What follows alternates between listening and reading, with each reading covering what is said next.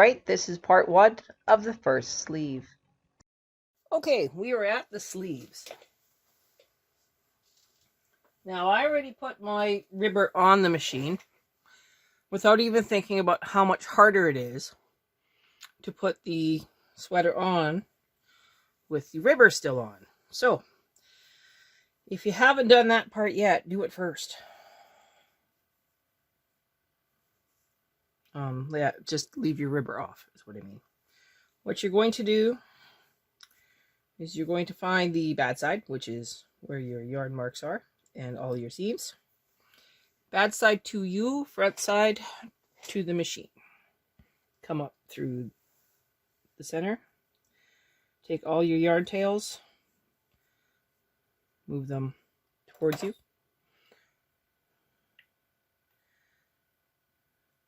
Take the full stitch, put it on 0.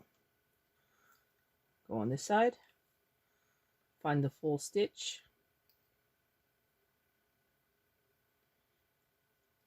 put it on 0.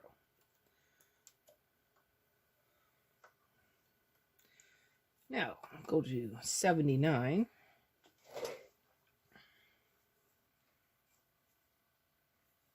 Find your yarn mark. Take the full stitch, put it on 79.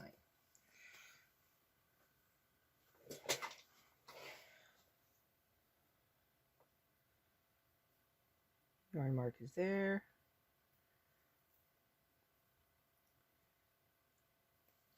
Oop. Try not to lose it.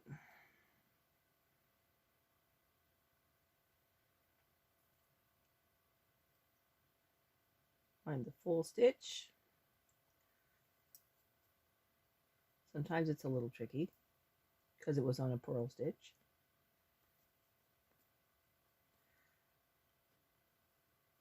All right, we found the full stitch. Now we're going to ease both sides over the stitches. In this case, you need to make sure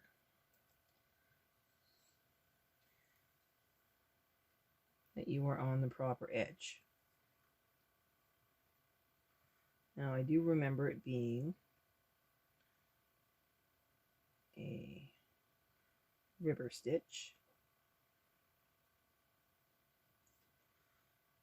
So roll it in your fingers.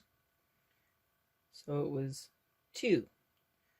So you want to grab only the edge stitch and a long one.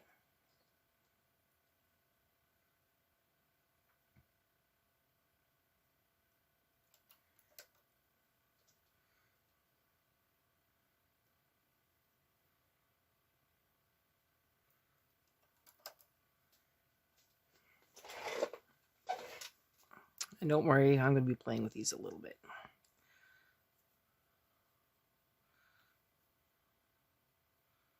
It's about half.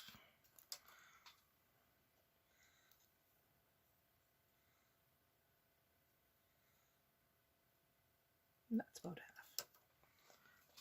Okay, I'll do one more and then we will come back when I have eased these all onto the bed.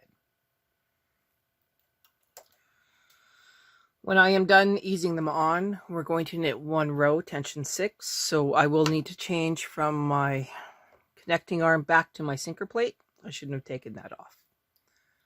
But that's the way it goes. To be clear, I only grab a full stitch for the beginning and the middle. Other than that, I'm only grabbing a long stitch or going between the purl stitch for the rest of the hanging of the stitches.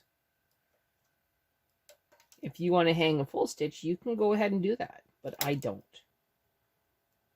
And then I use my transfer tools to expose where the long stitch is, just by gently pulling down.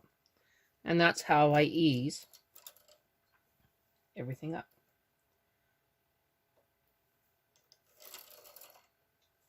Now I'm going to do the second side here, and then we'll go from there. All right, I have it all eased on. Now we need to add some weights to it. I'm going to use my triangle weights, and I'm going to put the weight fairly far down, so almost where the collar sits, so that when I put the rubber comb in, I won't have to struggle with a lot of bulk underneath the machine.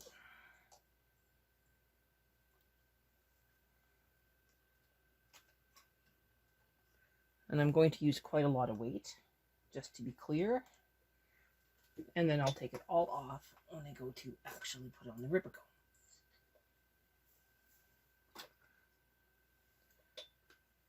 All right. Now, we can weave in these ends. So I have 3. I'm going to go this way with this one.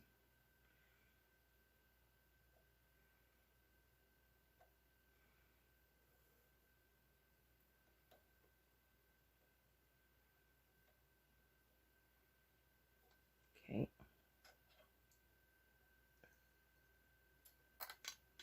And then these ones are going to double up. So 1 down, 1 up. Down, up, down, up, down, up, and then clip.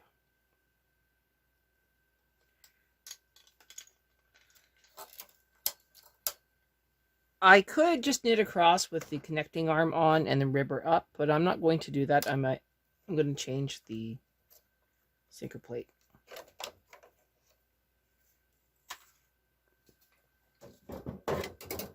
So back to the sinker plate. Tension 6. Putting my yarn back in. I'll leave myself a little bit of a yarn tail. Not very much though. Take a deep breath. I'm going to knit across for row number 1.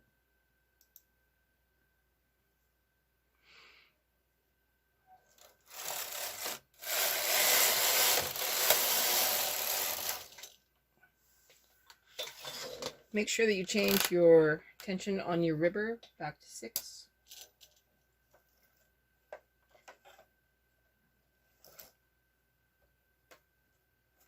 Goodbye to the sinker plate for a little while.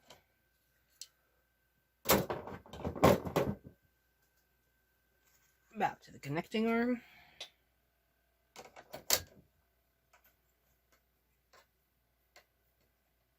Put your yarn in the connecting arm now. Ribber up. Connect them. Now you get to choose who's center and who's not.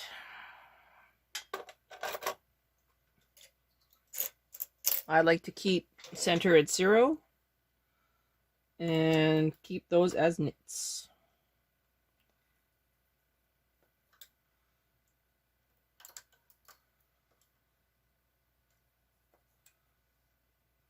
And we're going to go 2 by 2. And once I have them all transferred, then we will bring in the long ribber comb. And we'll put some weight on this.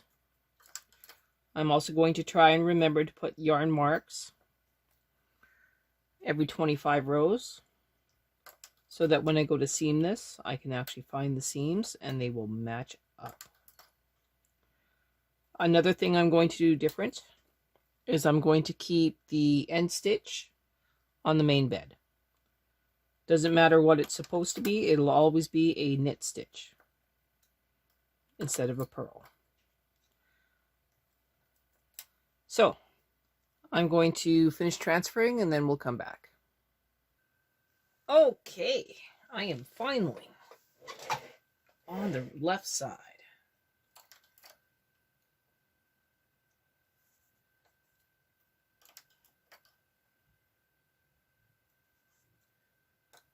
And we are good.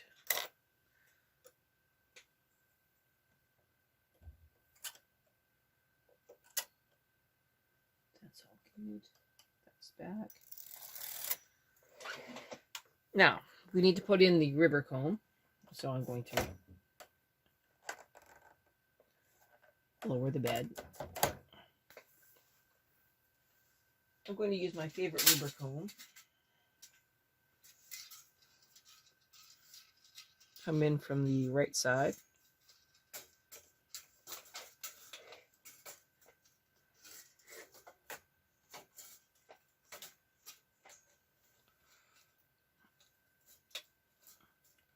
Aim for center.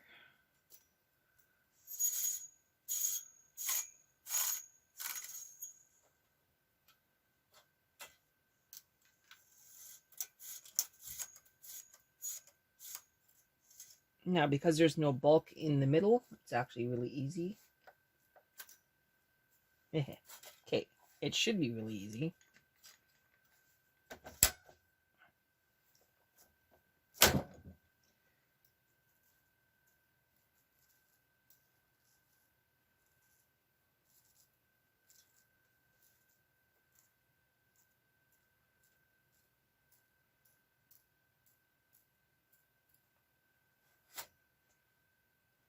Looks good.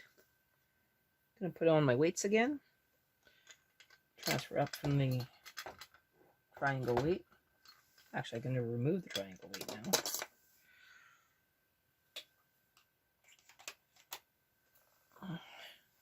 Come up from the center. Okay, removing the triangle weight.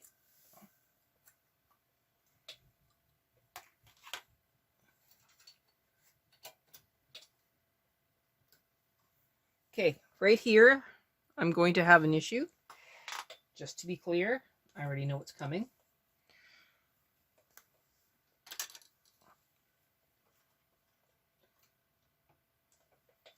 Even though I'm at center,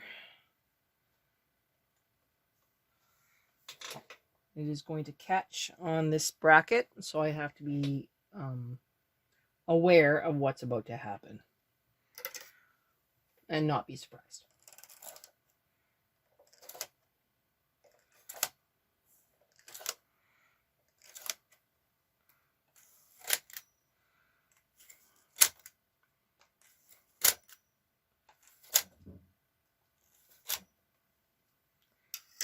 Okay, I'm going to knit 10 rows, and then we will start reducing.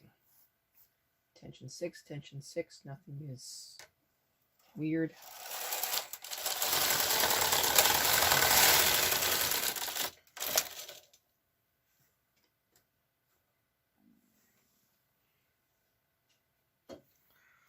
I'm going to move the stitches forward again on that side. Everything looks good.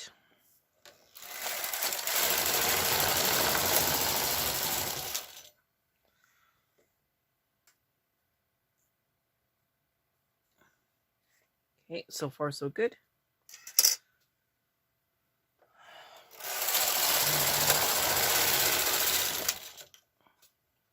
Make sure everything's loose. If you heard that, it was caught, even though it didn't look like it was.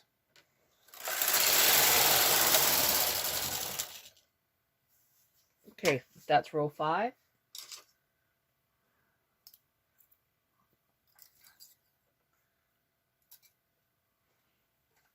Seven weights in. Small weight on the 7 weight.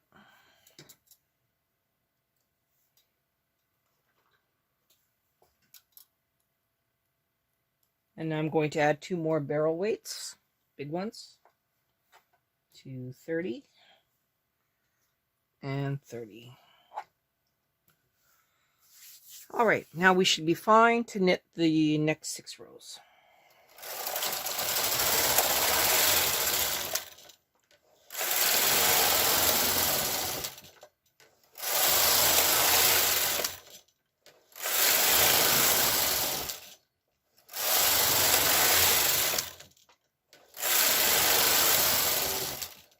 Okay, row 11. We're all good. We're now going to reduce by 1 stitch.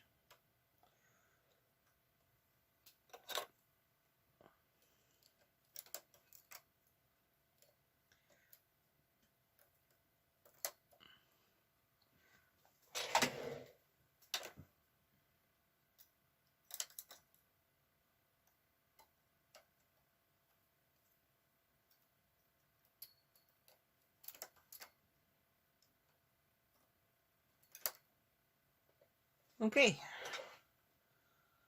We're now going to knit 5 rows and then reduce.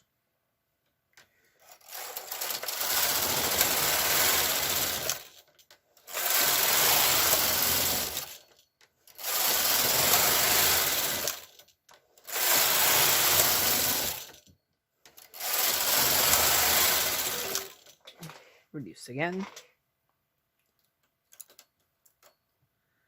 Remember, we're going to put yarn mark every 25 rows.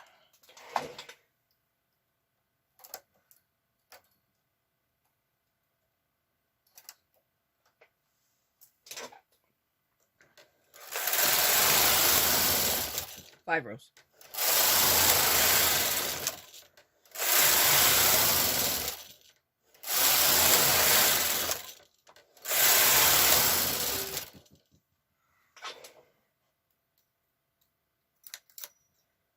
Stitch comes up.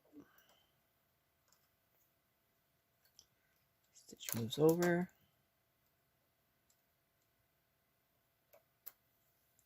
Stitch goes down, and the other one stays up.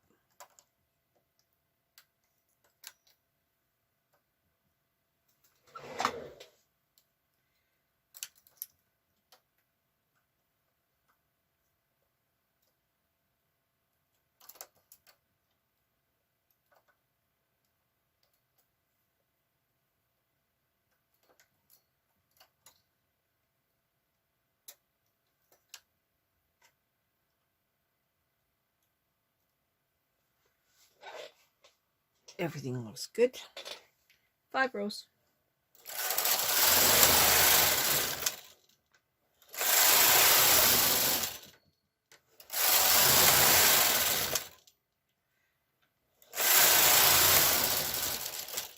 Okay, this is row 25. We need to place a yarn mark.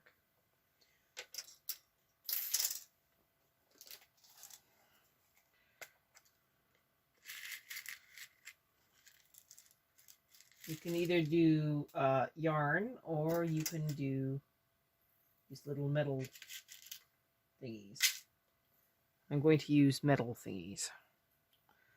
What I'm going to do is I'm going to drop the beds, put on the yarn mark on the stitch underneath, and then continue on. So, dropping the beds.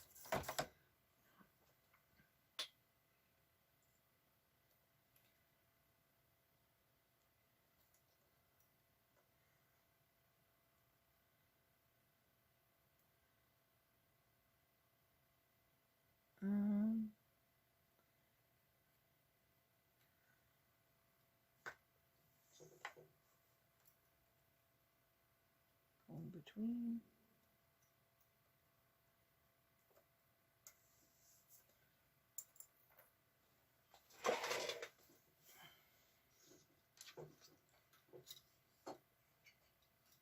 This side's a little harder.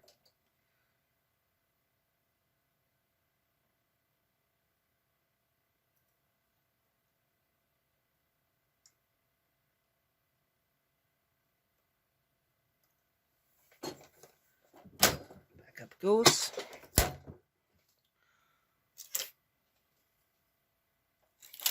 Move those up.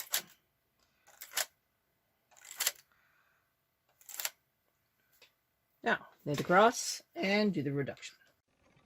I'm stopping here. We will continue in part 2.